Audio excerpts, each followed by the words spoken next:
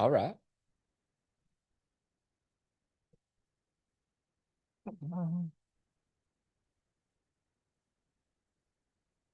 This is the most relaxed I've been going into a show in a long time. I feel that.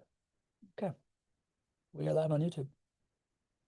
So whenever you want to get off your phone and pay attention to our community, we can start this show. Be paying attention to you, not to our community. Community, I'm all in for. All right, let's put the community in. All right. Hey, welcome, everybody, to your weekly edition of your Not Your Average Investor Show. This week, big news, right? This housing bill has passed. We've been talking about it coming up. Some things have changed. Some things happened. We're going to dig into the meat of it. This is a meaty episode, according to Greg. He didn't want to do the show, but I talked him into it because it's a meaty episode, and we both agree that there's a lot of meat on the bones. I'm your host, Pablo Gonzalez. With me, as always, the man that I affectionately call GC because he's got the genius concepts, knows how to generate cash flow, is a great co-host, and because his name is Greg Cohen. Say hello, Greg. Hello, everybody. Fantastic to be with you today. Fantastic to be here with you too, GC. And, if you don't mind, I would love to start with our usual tradition. Do you know what that is? Yo, roll call, baby. We got KOB, King of the Beach, kicking off us first. Christopher Lee. From Fernandina Beach. We got the MVP. Mr. Lee Bishop. Everybody knows that. Lee Bishop. We got the patron Santorius of Northern Virginia. Michael Santorius. Michael Santorius. We got the ringmaster in the house. Drew Barnhill. Drew was in the office, I heard last week. Drew was in the office. That's what I heard. Drew, if he's in the office, you would hear. Yeah, that is true. There's no chance you don't hear. Drew, that's cool, Didn't man. get to see you, Drew, but next time you gotta let me know you're coming. We got Laura Colby from Washington State. Love Laura Colby. Buddy. Can't wait to see her on the show. We got soon. Le Monsieur from Linden Bay. Reggie Fonse. Reggie Fonse. Good to have you, Reggie. We got the Shaw man in the house. Sadim Shah. With his trademark good morning, good afternoon from the Pacific Northwest. We've got LinkedIn Lowry. There we go. Ed Lowry. How you doing, buddy? Checking in from Jacksonville. We got Bricaley Holden. All right, Bricaley. Good to have you, Bricaley. We got our regulars, Gary and Rosalind Riley from Marietta, California. Who we regard you. Feel like we haven't seen the regulars. It's so nice to see you. Good to have you back. Who else we got in here? Our favorite smile from the Pacific Northwest. Pamela Myers. From the PNW. Did you know that Pacific Northwest has an acronym? I did not know that. I love acronyms. acronyms. Learn things every day. We got Saran with the plan. Saran with the plan. Good to see you, Saran. Saran Jennings checking in from New Jersey. I just lost signal on me. All right. We got Linda Mercurio. Good to have Linda back. Linda's been making it, she's been making it back. I love it, Linda. Life is good when Linda's around. We got Eddie Harris from Atlanta. We got Linda Evans from Linda Evans from Linda Evans from the Villages. Another wonderful Linda in the group. Thank you so much for being here, Linda in the group. We got Harry Talbot from Long Island, New Jersey. Right, Harry, welcome. Is that a new name? I believe so. Welcome to the party. Good to have you, buddy. Listen, little secret of the pros here. The value is in the community. The fact that you showed up, you're already checking in and you're doing that. This is a bunch of other investors that are here that some have invested with JWB. Many of them have done a bunch of other things. So like value of the community is the reason why we do it live. Make a friend in the chat. Everybody's very, very welcoming. For example, Ron Mello. We got Ron from Pleasanton, California. Welcome, Ron. You know what? I know Ron's name. I don't know if this is the first time that Ron's been here, but either way, Ron, really glad that you're here. Yeah. Ron, good to have you, buddy. Lou Carlson. All right, Lou. Good to be here. Summers, Connecticut. At my age, it's good to be anywhere. All right, Lou. We're excited to have you. Well, Lou, at my age, it's good to be anywhere too. I agree. I like that attitude, right? Like it's just good to, it's good to be. Who else is out here? HCTN is in the house. All right. Good morning, everyone. Il Maestro checking in from Long Island, John New York. Williams. Good to have you, buddy. And I think that's it. I don't think I missed anybody on the roll call, GC. And hi, Ed. Okay, cool. So now everybody's checking in on the roll call. Good to have everybody in the community. Before we get into this housing bill, GC, today is a big day. It is a big day. Because we have an announcement to make and we have a favor to ask. GC, what is it? What are we talking about today? We would love for your help, love, and support to support our mission here at JWB Cares. It's that once a year time when I bring it to our community and ask for you guys to open up your wallets and help us with the JWB Cares Welcome Home Fund donation. We did this last year, guys, and we raised over $2,500. Before you go there, GC, what is the Welcome Home Fund? Well, this welcome home fund, you know what? I just wanted to say thank you for everything that we've done for so many years. So I am going to finish that part of it Okay. because you guys, every time you guys show up, every time we ask, you guys just show up and you contribute so much. So first of all, thank you, thank you, thank you. What are you contributing to? Well, it's the Welcome Home Fund. For many of you, you guys have seen this fund in action now for years. It started 7 years ago. And this Welcome Home Fund is how we help residents in our community here in Northeast Florida and actually JWB renters, residents of your rental properties, become homeowners themselves. And so through the Welcome Home Fund, 8 lucky deserving residents will receive $20,000 in down payment assistance that they can use to put down on their very first home. So they can take part in this incredible, life-changing, generational, wealth-changing vehicle that we all love, which is owning a home.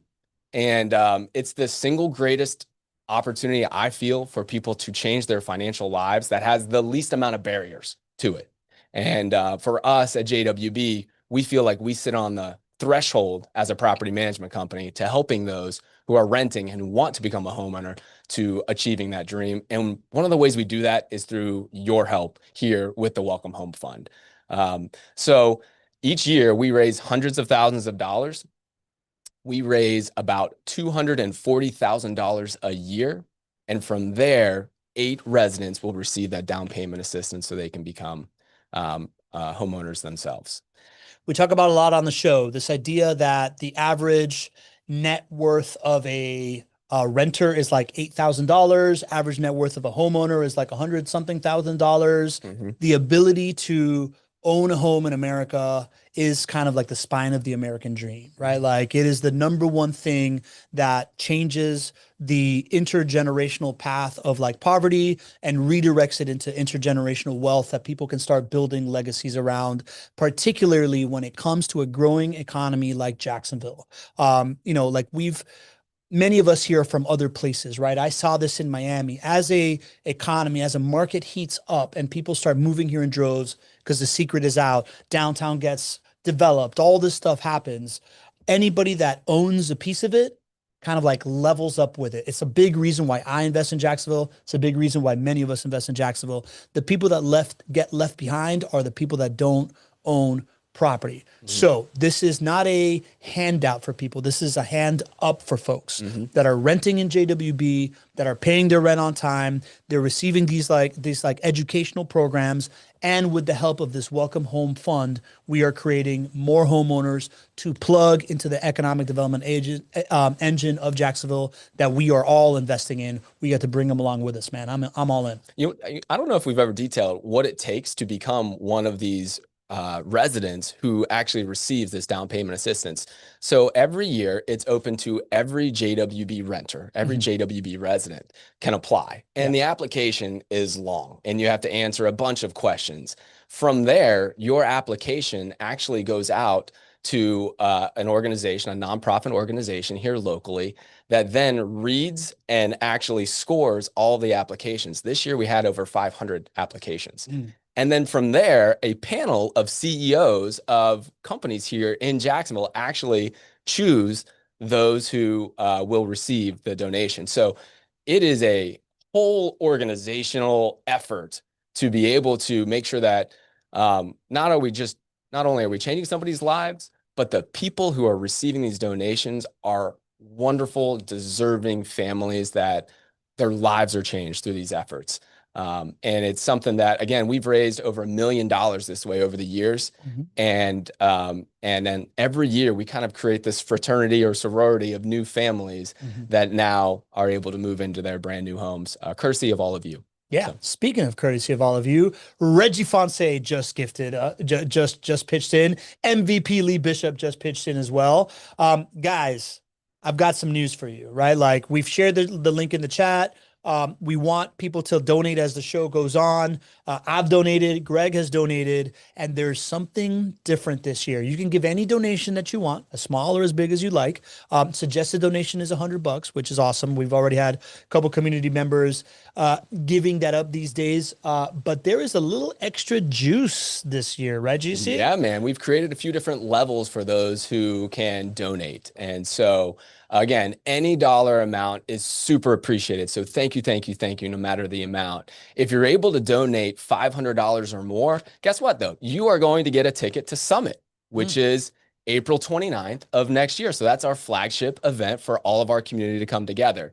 So those tickets cost a little over $300 to purchase. So if you are able to donate $500, you get one of those Summit tickets right there. So that's the first level. That's pretty good. Free Summit ticket for doing something nice. There you go. What else, TC? What else is in it for me? So this next level makes me a little bit uncomfortable. Do you want me to talk about this? Tell them that one. You tell them this one. All right. So there is, as you all know, JWB does a charity golf tournament every single year. Every single year at the charity golf tournament, you get these new homeowners come in. We're giving them the keys to their house and celebrating these things. It's a big way that they fund this flywheel of being able to help these residents turn into homeowners.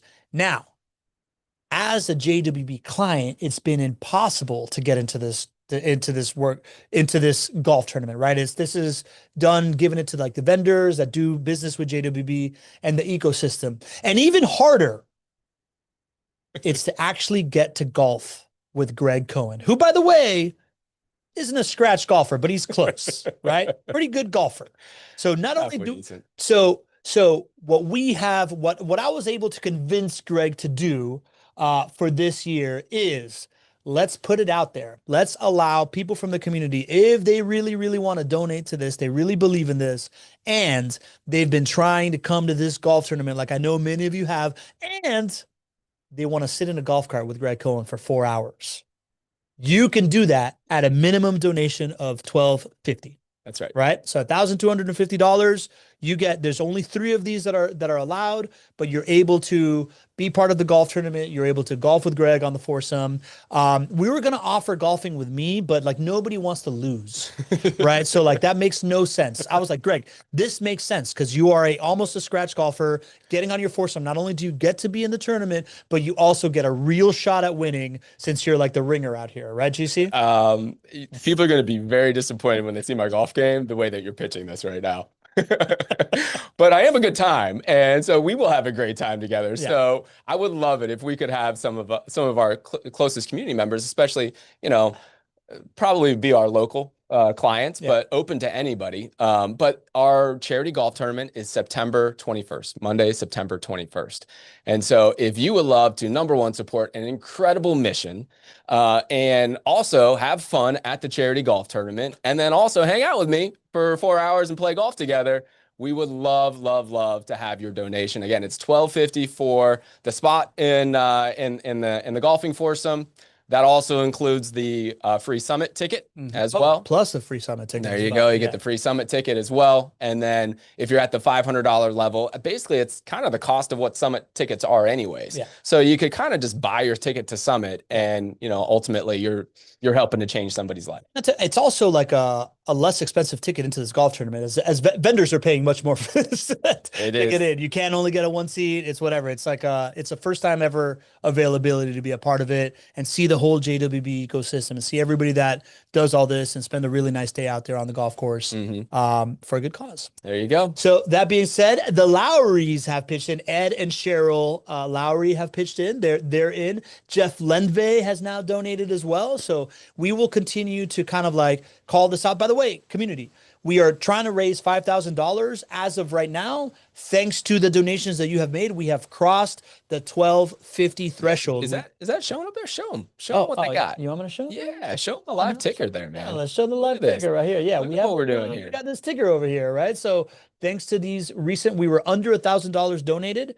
And we are now above 1,262. The goal for our community is to raise $5,000. So keep pitching in whatever you can. Nothing is too small, but if you want to go big, you want to golf with the big dog, or you want to get a ticket to Summit as you do this, it, right? 1250 for golf with El Gran Amigo, El Señor Bill Shields, El Gran Amigo, has pitched it. Bill and Robin, thank you for your donation. Very, very cool. And we'll continue to call out names as you donate here, and we move along with the show. But we would love to have you be a part of this. This is always very successful. What did we raise last year, GC? We raised $2,500. We raised $2,500 through our community. And everything that we're talking about here is just through our community. We literally just asked our team to start the donation train, and our team donated about $900 even before we kicked off the show. You can see now we've raised about another $400 just from our community here. So super, super appreciative. Yeah, let's see how close we can get to 5,000, guys. That would be incredible. We got 22 supporters so far pitching in. Did you want to do like a roll call of people that have given? Oh, yeah. You don't have to. I just wanted you to tell everybody I gave. I mean, our team, I just want you to know how much our team cares about this. Yeah. We do fundraising efforts all around the year. And then in addition, we asked our team to support as well. So I wanted to recognize a few JWB teammates who give out of their pocketbooks. Kate Winter, Lauren Alleman, Matthew Klein, Melissa Gillespie, Pablo over there. There we go, buddy. Allie King, Cassandra Knatzer, Cassie Cotton, Hannah Farron, Raul, and Brittany Mazzini. And there's a few more that just started to donate as well. I know Kate Sutherland did as well, Jeff Lenve. So this is us. Like, this is what we care about. This is our big, big, big donation and our charity. And again, thank you for making this thing amazing. The MVP in quintessential MVP fashion wants to know where he signs up for the $1,250 donation. Well, you just sign up. You just donate $1,250 there, and then you're in. We're bunking up together and playing golf, man. Yeah, let's go, Lee. If he already gave 100, he can just add the rest of it, right? We can credit that to you, Lee. Yeah, so of course. Yeah, awesome. 1150. There you go. I would love it if Lee was. That would be amazing. Lee was to come. Can you imagine? Do you think that you hear his booming laugh on the first hole? What hole do you like? How far do you think? Yeah, 18 holes? I think so. I think there. I think there's not going to be somebody who isn't hugged on that entire golf course if Lee's there. I bet you he brings his cowboy hat too, by the way. El Maestro, John Williams. All right, love it. Conducting a little fundraising over here. Love it, El Maestro. All right, that being said, we're going to continue to call out the names as you donate. The link is in the chat. I really, really appreciate this. I love the team effort here. Community's always showing up. GC, let's talk about this bill. Let's do it. All right, so big picture here, right? This bill is essentially something that is being drawn up by our federal government in order to address the housing shortage, right? They're trying to incentivize building of housing supply by addressing local zoning, land availability, construction costs, labor availability, those kinds of things, right? Like they're trying to get people to build more and to increase the supply so that the affordability crisis kind of like gets under control. We've talked about this for a long time. What it doesn't do is provide any kind of like federal funding, right? It is not funding anything. It's essentially, I look at legislation and I look at regulations, and it's kind of like you draw the boundaries of the field in order, and you make the field happen so that people play the game, kind of thing, right? Is what they're doing. What is your overall take on what came out, GC, before we go into some of the details of it? Yeah, I think the overall structure of what we're creating here is largely positive for our country. It is more or less a series of supply side reforms or encouragement or kind of streamlining, which the supply part of the affordability problem is where I think we need to focus. We are undersupplied, and when we are undersupplied, that is one reason why home prices have gone up so much. And so if we can focus on anything to help the supply side of this problem, then that's a good thing. Now, what it doesn't do, and the federal government rarely does a lot to do this, is actually create a lot of specific programs that are now different and that will make a change in and of themselves. Mhm. They create a framework. Yeah. And, local governments have to make the decision to abide by this framework or not. And I think as far as how much of a needle mover this is yet to be determined, because so much is not determined by the federal government when it comes to the effectiveness of it. Yeah, I think of, well, first of all, we have two new donations. Linda Mercurio and the Shahman Nadeem Shah have joined the party. We have officially crossed $1,662 in donations. Thank you, guys. Community showing up. This is awesome. Thank you, Linda. Thank you, Nadeem, Mr. Shahman. There have been periods, right? Like I think of like post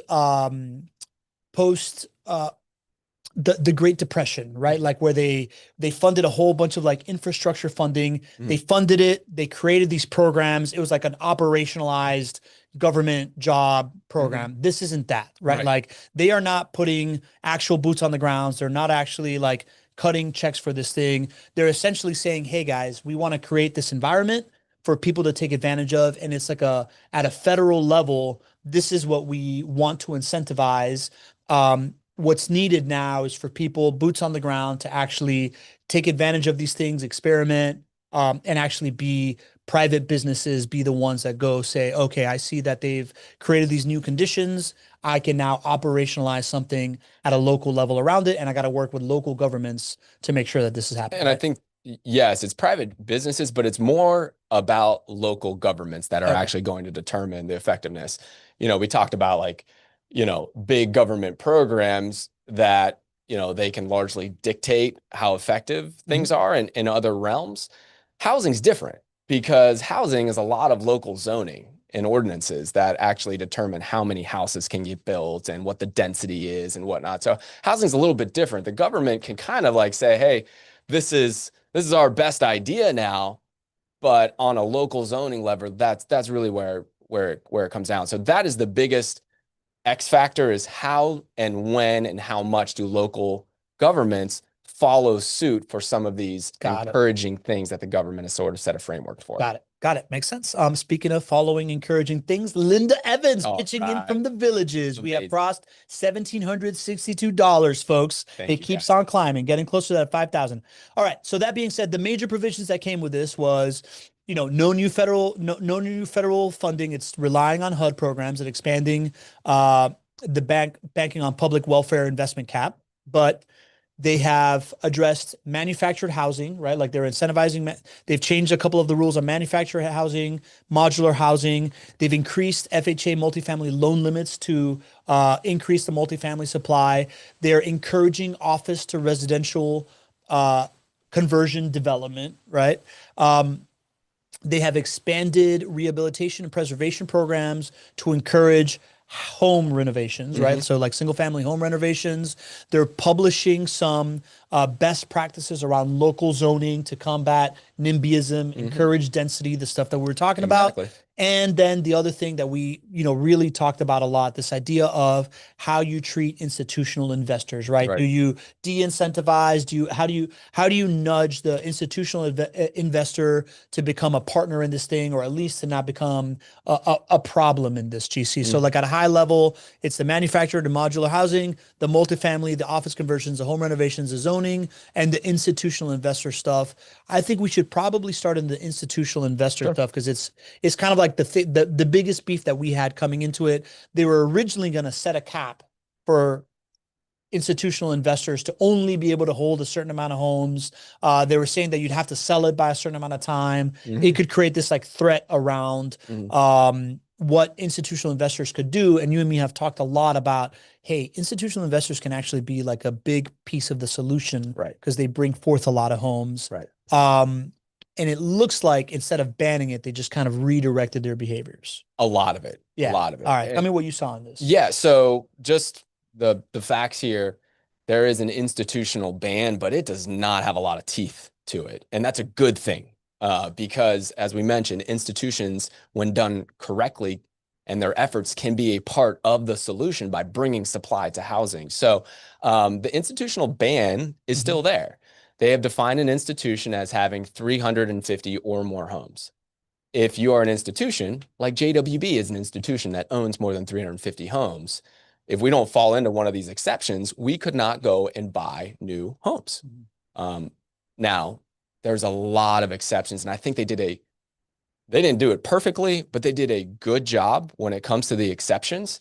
And they did an especially did a good job of correcting the really bad job that was proposed sort of midway through the process of this bill coming together. At one point, there were very few exceptions that would have absolutely disrupted a lot of supply that would have been brought to the country in the form of build to rent and other new construction. So they did a really good job not doing that and kicking that to the side.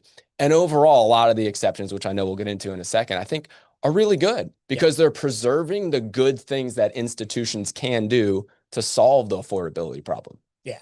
Speaking of good things, Harry Talbot just came in with a donation. All right, Harry. We are within striking distance of $2,000. We're at $1,862. So if somebody donates $140, we pass $2,000. Would be a great milestone to pass on the show.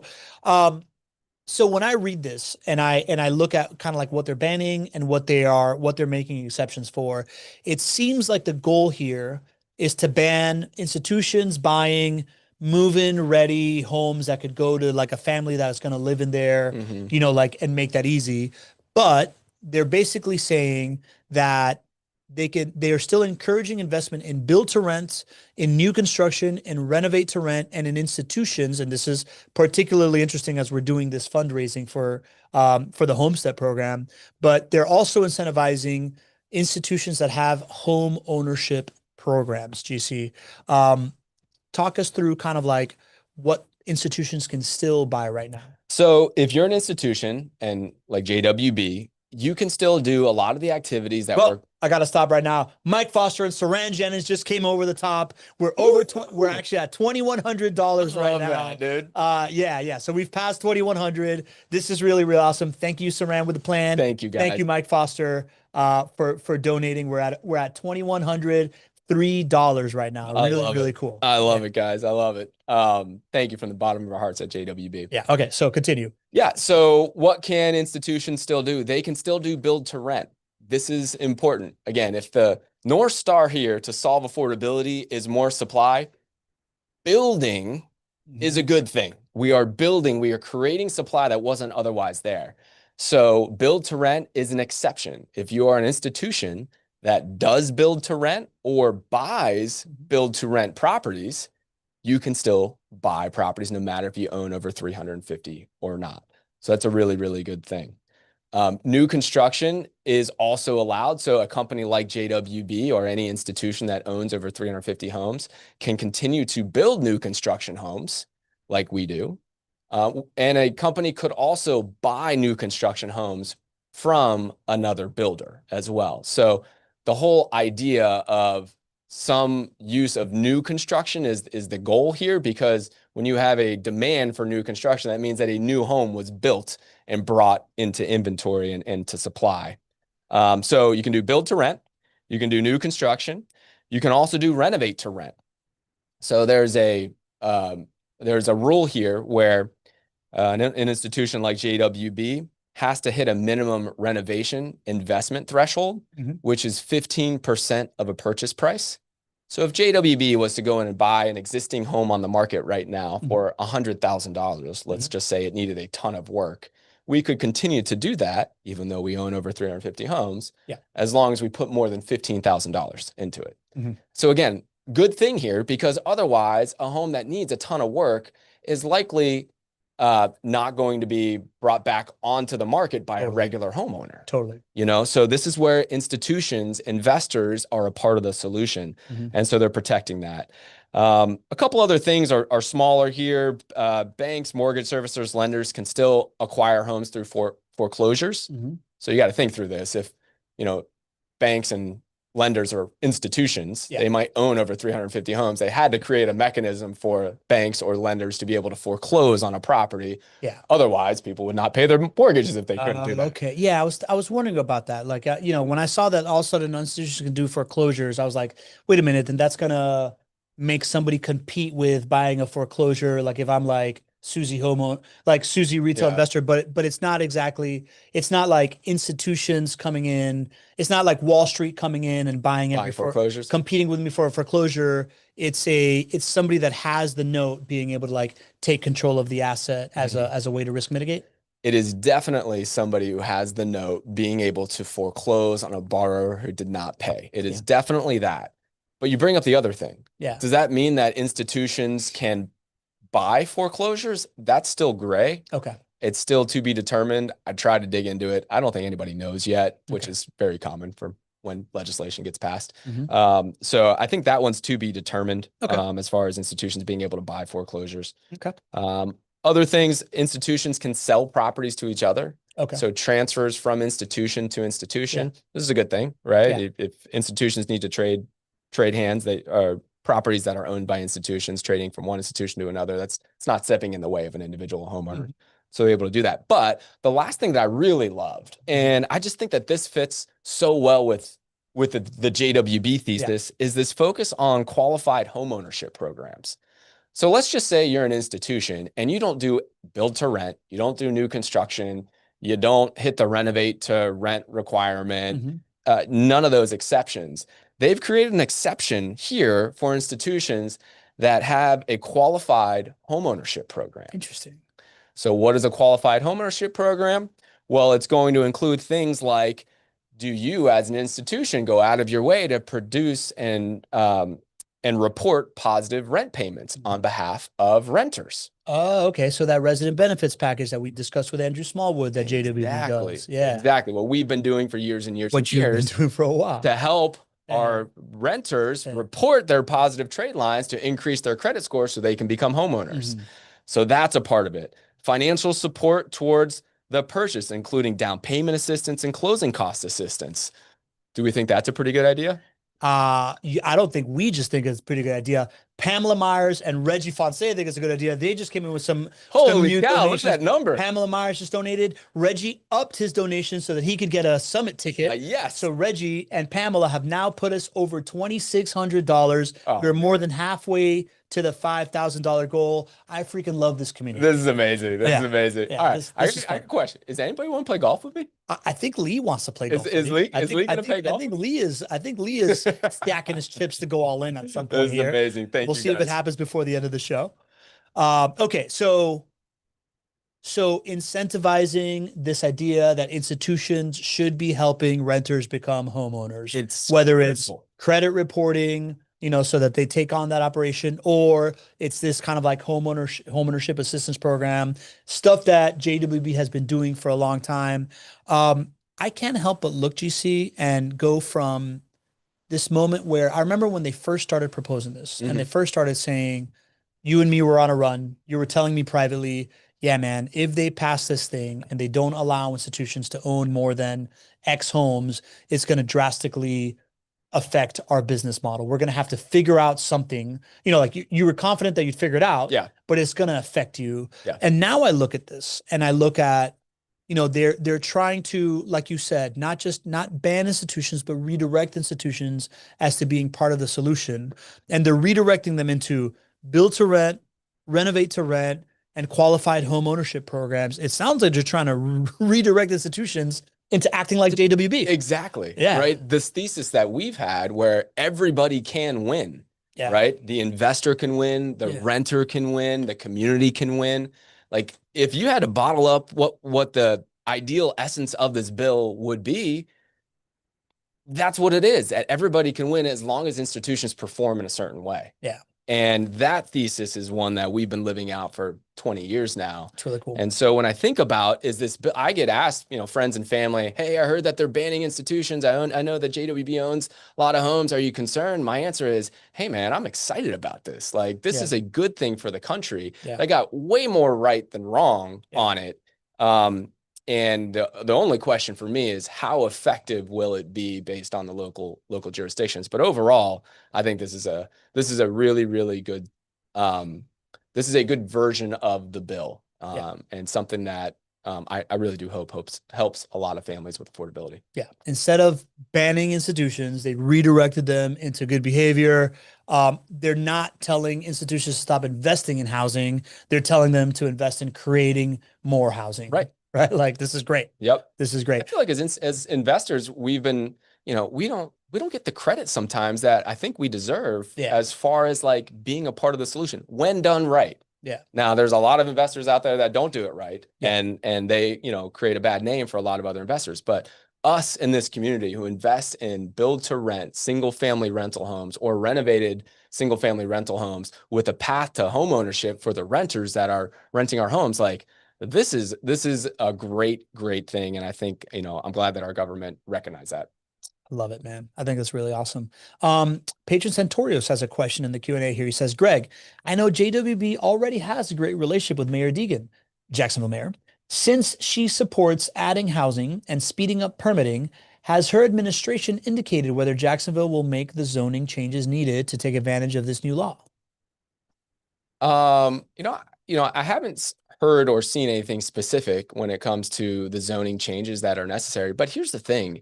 Jacksonville's zoning does not have nearly as much of the challenges as many other zoning restrictions are in other parts of the country.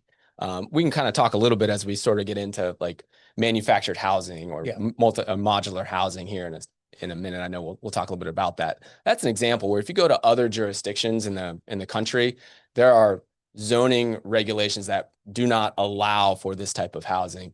As an example, in Jacksonville, it is allowed. And so while I think there are opportunities specifically with accessory dwelling units, which are ADUs, which are additional structures that can provide housing on the same lot. Like, I think those are opportunities for our housing here in Jacksonville. I think we are better than most. So haven't had any specific conversations, and I haven't heard the mayor speak specifically about it. But I think in Jacksonville we're situated better than most to be able to do that, even if nothing changes. Yeah, and I would assume that this just kind of came out, right? Like they finalized this thing like a week or two ago. So I would imagine that the mayor is probably like looking at this thing, meeting with stakeholders, seeing what's possible. Maybe there's an announcement pending or whatever, but she's definitely someone that's friendly towards this type of stuff, which brings up kind of like the second point that we wanted to say. This bill is very careful about not preempting local zoning authority, right? Like this is a federal bill designed to give guidance to local authorities for their own zoning, and then allow the local people on the ground to decide what's better for them, right? Yeah, and I think that's the best way it should be. I mean, we talk about there is no national housing market, national, real estate market. Yeah. It is comprised of, 1,000 MSAs, 1,000 regional housing markets that, need the flexibility to make the best decision for their individual, jurisdiction. So yeah, that's all. It has to be that way. It's the best way for that. And, I think the best thing that can come from this is a framework of how it can be to streamline things like red tape, to help governments see how important increasing density and overcoming NIMBYism and decreasing parking requirements is for. It's not there just to make the developer profitable. It is there because it solves an affordability crisis for our country. That's really, what I think education will help with. So but it all comes down to local governments, and not everyone's going to get it right, and more are going to go stronger and faster towards some of these reforms that are suggested or encouraged. And there will be some that don't do anything and become more restrictive. So we're hoping more follow suit. I wanna just double click on NIMBYism. I think it's something that we've talked a lot about on the show. If you're new to the show, I think it's one of those terms that gets thrown around. It's an acronym, NIMBY, not in my backyard.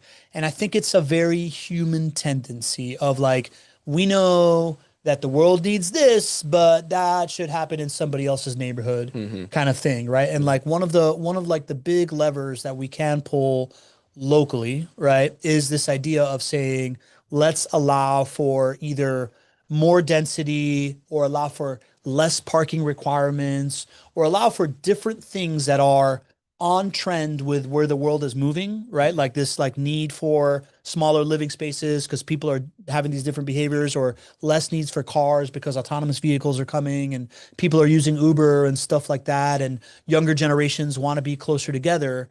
Um, but as Americans, like, we kind of like, this country was founded on, I want to have my own space and I want to have like big houses and big yards. So like there's a bunch of laws that exist that prohibit these kind of like on trend, necessary, forward looking ways of building to happen.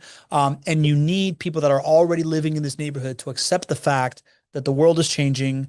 And in order for us to, like still have a place that like can grow and can attract young talent and can attract young jobs and give upward mobility to up and comers that aren't already well established, we need to kind of like be able to work with this stuff to allow for the zoning to change and allow for these new assets to be built. And that's essentially what this thing is saying. At a federal level, we want to encourage this, but it's still up to the city to say, let's do that here and here. And who does the city listen to?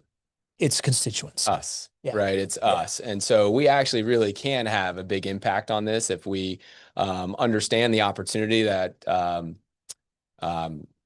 rejecting NIMBYism provides for us. And here's something else. It's not just a new thing, which I do agree that, there's a different way of life that will largely be over the next 30 years than the past 30 years. But, we used to have more what's called, now it's called the missing middle of housing. True. So it's not like this is brand new idea of decreasing density.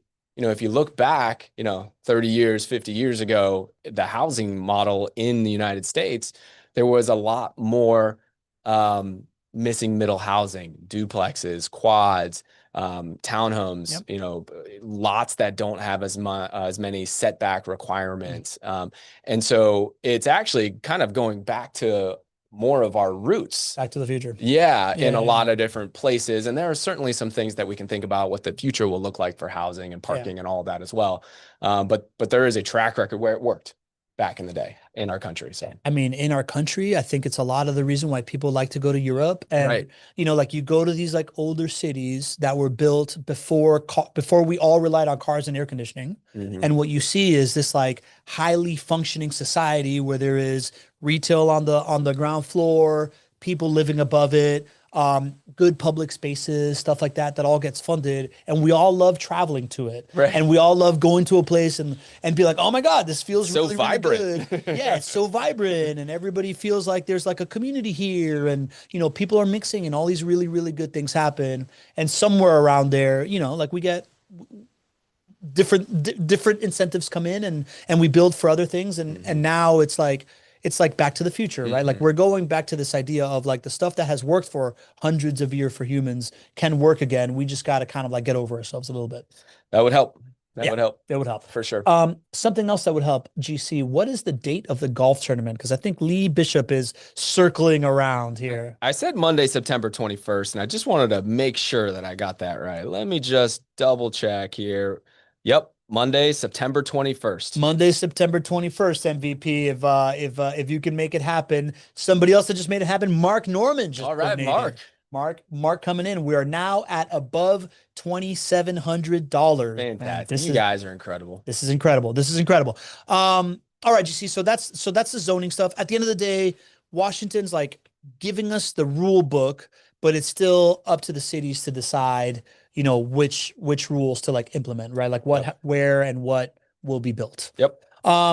Let's talk about this idea of manufactured and modular housing, GC. I know that when I brought it up to you, you were kind of like, I don't know, man. Like, I don't know what I have to offer here, but I was like, no, you guys have done this, right? Like you guys have experimented with different types of housing.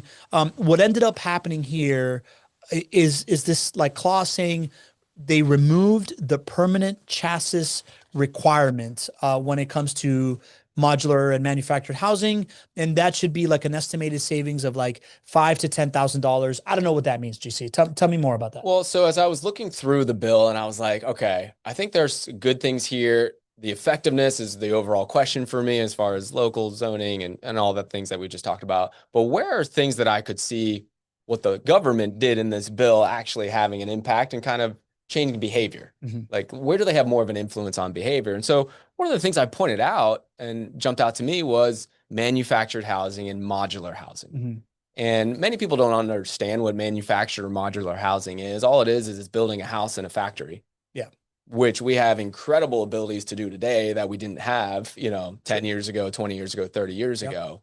And you either build the house completely in a factory and then you move it on site to a lot, which is what manufactured housing is, or modular housing is you build components of the house in a factory and you build it on site and you bring it to the site and then you put it together.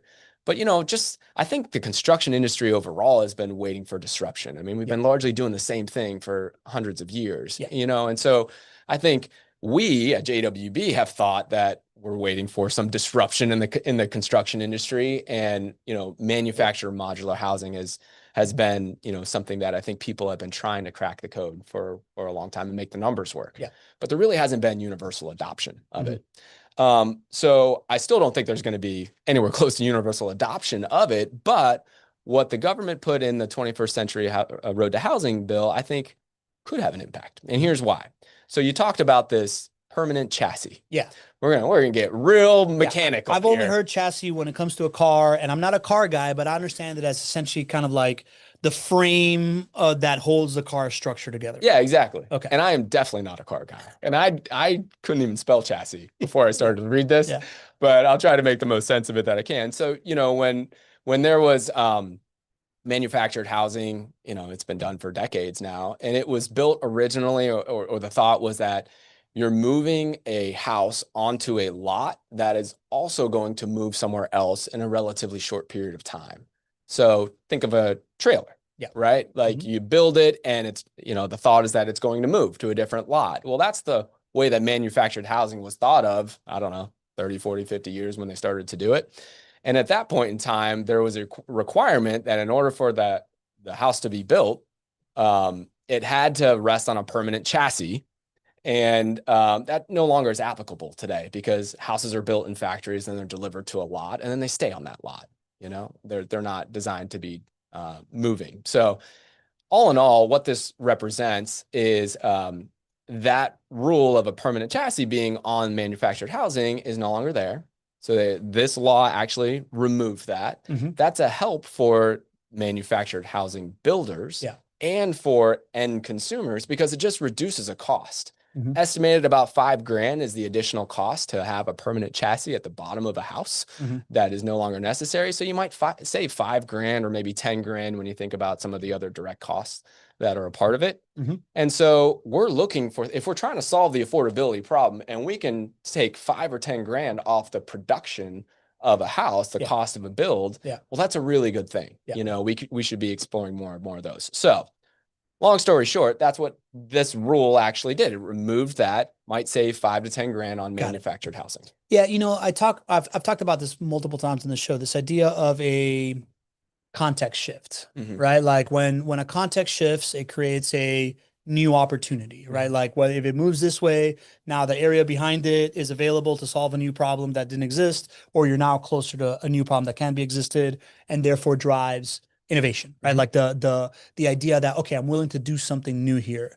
What I'm hearing is that the old context was the only form of manufactured or, like housing or modular housing was these trailers that were made to be moved. Therefore, they needed a chassis in order to like make it safe to move it around. Now we're looking at manufactured housing through a different lens, through a new context that has shifted, and it's a permanent structure that's going to be there. It just happens to have been built elsewhere. So now that you take away this like, universal law that may not apply to the thing that's really, really useful for this thing.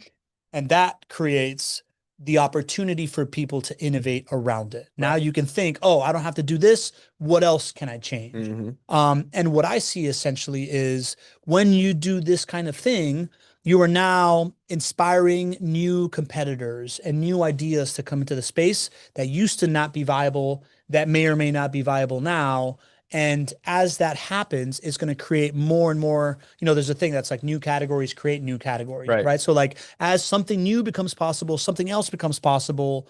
And this to me is like the beginning of a flywheel of creating more ways of doing this that are going to be more viable, that will create a whole ecosystem that can drive down the cost of doing this and may make it more possible for other people. I think so. And I think they're laying the foundation for demand, because ultimately what you need is demand for housing, manufactured housing or modular housing.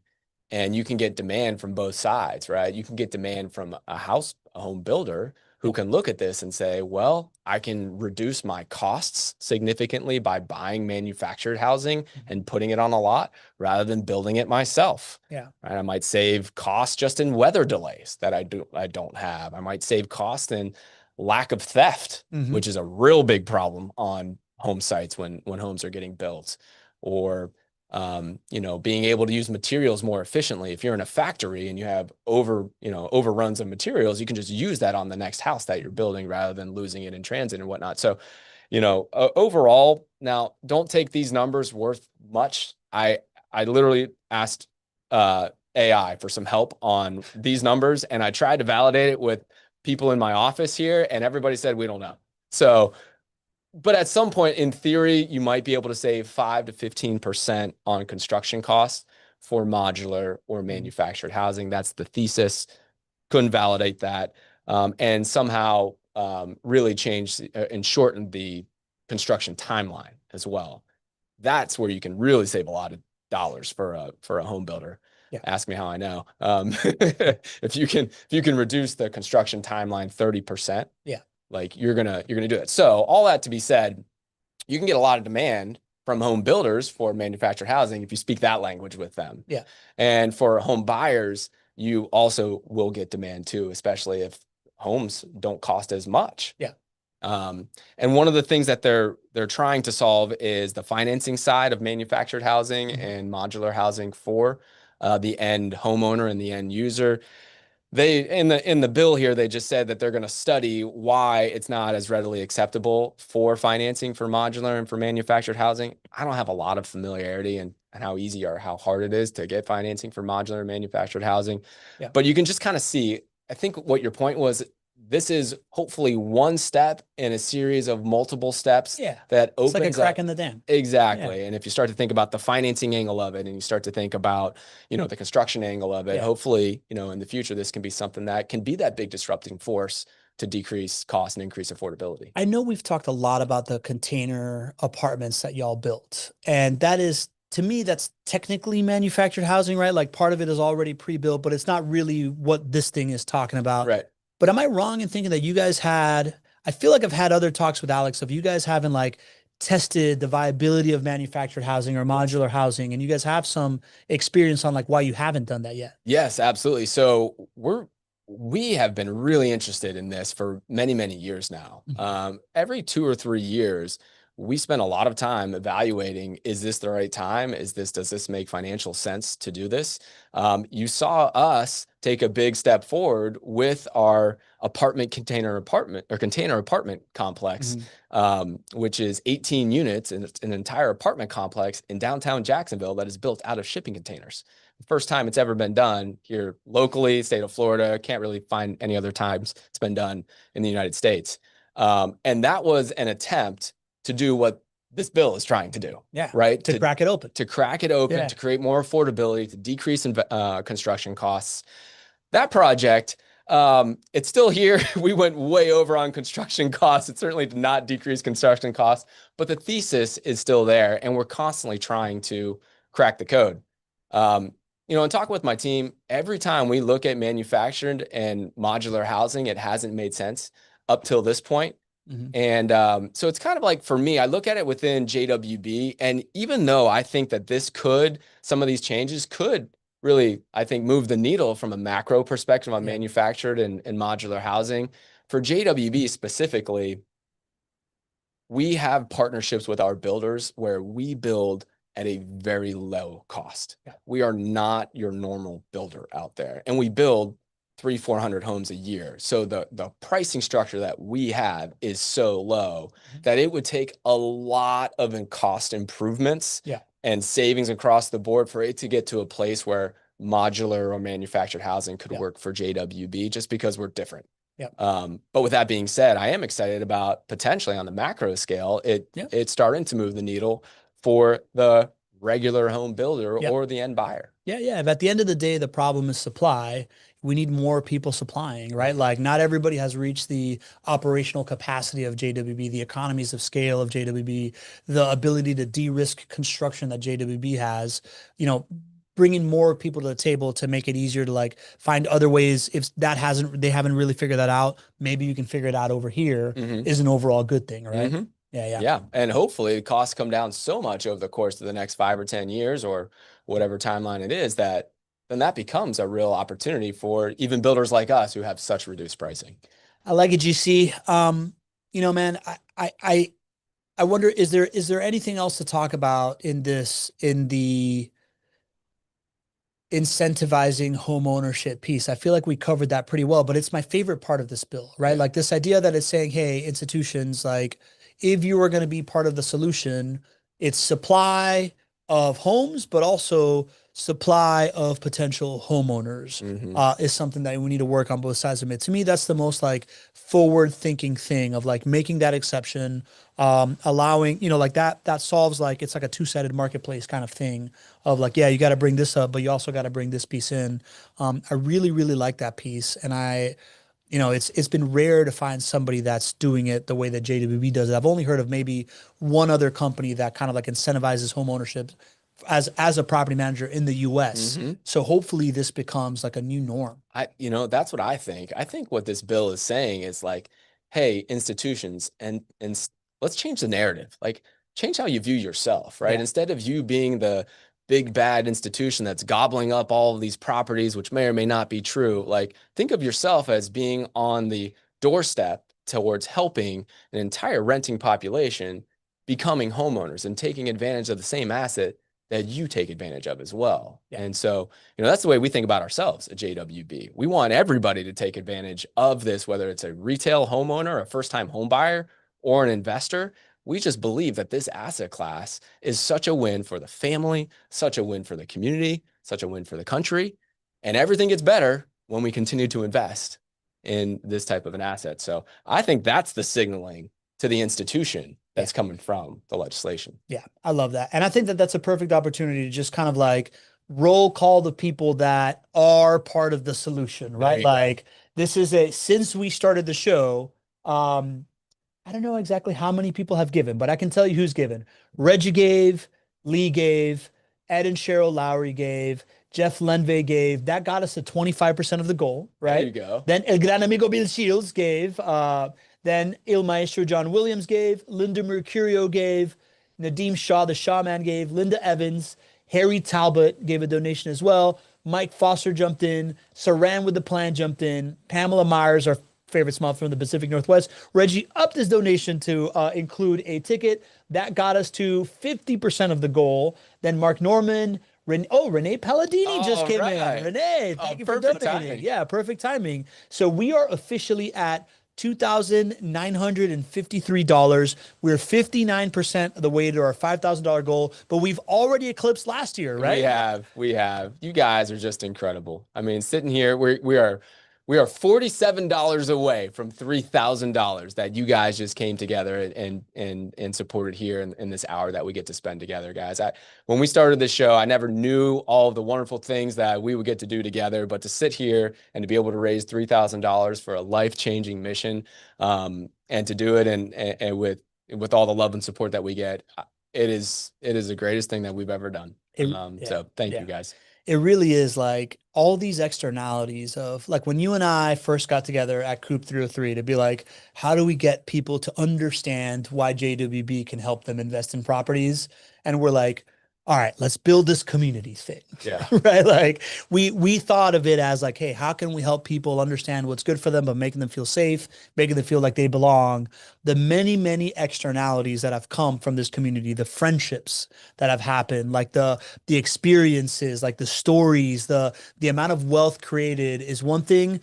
But this whole, like, I never saw ourselves like at a moment having enough friends to say, guys, We believe in this. This is good for society. This is good for our community. This is good for the asset that we invest in. And then just raise of a flag and raise $3,000 for a charity, like for something that's like a hand up, that's something that's so like transformative, is one of these like wonderful, wonderful externalities that you could never see coming when you like embark to like get a group of people together, man. I love it, man. It's really, really cool. It's cool that this has become kind of a tradition, right? Like last year was the first year that we did this kind of like QVC style. All right, who's doing what, right? Like we like to ham it up. We like to create the experience. But at the end of the day, it just doesn't work without a group of like generous people that care about more than just themselves, and believe in a better future than the past, which is why we invest in rental properties, which is why JWB creates these kinds of programs, which is why we support these kinds of programs. So I just really, really want to thank the community. The attendees rose as this went on. I thought that maybe we'd lose people because we're like asking for money. Yeah. But like more and more people showed up. We had 70 plus people here at the height of all of this. And it just I never take it for granted that you take an hour of your day to like come get educated on real estate, build connections, build community, and give back the way that this community does. So just really, really thankful for this community.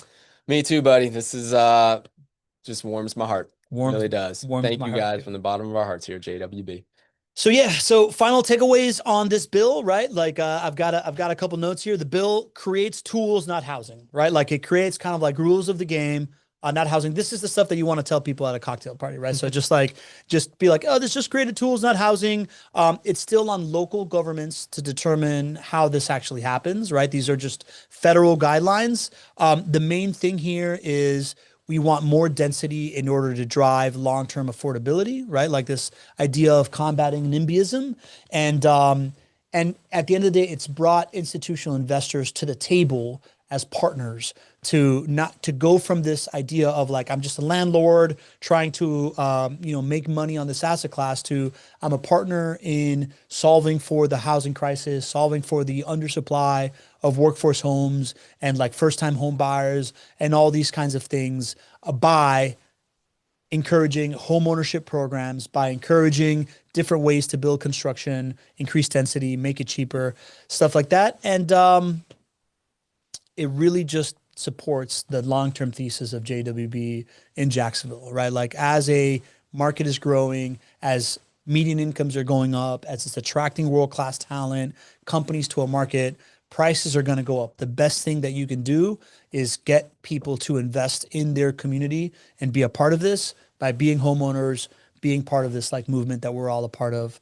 The law is creating these opportunities, but it's on all of us as citizens to be a part of these solutions, and stand behind these things. So I think it's a pretty good thing. Well said, buddy. All right, GC. We got a great show coming up next week. What are we doing next week? I can look it up, but I don't really remember. You know what we're talking about? Let's talk about a new thing: Trump accounts. Oh, that's right. Trump accounts, the state of 401k. Cliff Wong just came in with a last-minute donation. We're officially over $3,000. Cliff Wong again, another one. Oh, and Peter Skaggs has come in, another $100. All right, Peter, let's go. We're at 3153. GC. This is awesome. Amazing. This is really cool. New record for the show. This is so cool. Of raising money, right? So yeah, talk about context changes, right? These Trump accounts have created a new way of investing, a new way for investing in the future at a time when 401ks are at an all-time high and insecurity in your retirement is at an all-time high. Mm-hmm. So we're going to talk about those things, what changes, and what do your kids actually inherit when you are saving through rental properties as opposed to 401ks and these different kinds of things. That was requested by the patron Santori. Yeah, right. Michael Santori. So we hope to see you next week to talk about all this new stuff, and the changing landscape of retirement investing. From now till then, any advice, GC?